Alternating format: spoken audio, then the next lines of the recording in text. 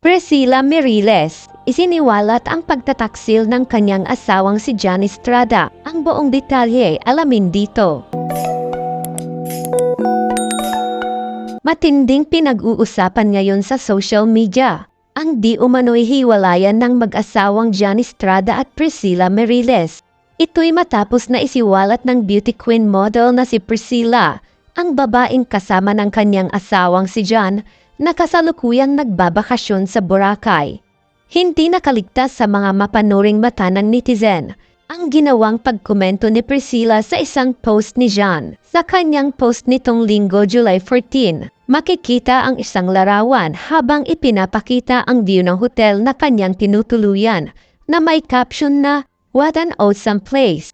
Nagbigay ng isang pabirong komento ang isang netizen. Kung sino raw ba ang kasama ni Jan? Si Marites ba o si Lena?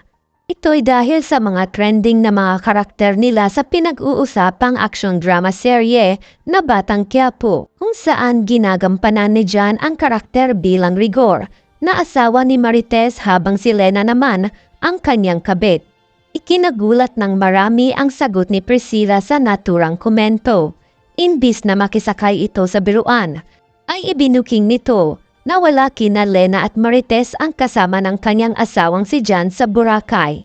Isang nagngangalang Lily Holman ang isinagot ni Priscilla sa komento ng netizen.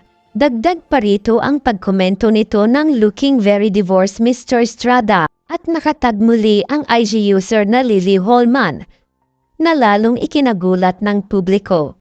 Naging palaisipan sa marami ang bagong babae sa buhay umano ni Jan Estrada. Pakiwari ng iba na tila hindi ito mula sa showbiz. Dahil dito, karamihan sa mga netizen ay pumanig at nakisimpatya kay Priscilla. Anila na hindi na dapat pinagkakatiwalaan ang lalaking katulad ni Jan. Sabi naman ng iba na ang paghihiwalay ay hindi laging nakakasama. Hindi maikakaila na dumaraan muli sa pagsubok ang relasyon ng mag-asawa. Si Jan Estrada ay ikinasal sa aktres na si Janice de Belen noong 1992. Ngunit naghiwalay ang mga ito taong 2001.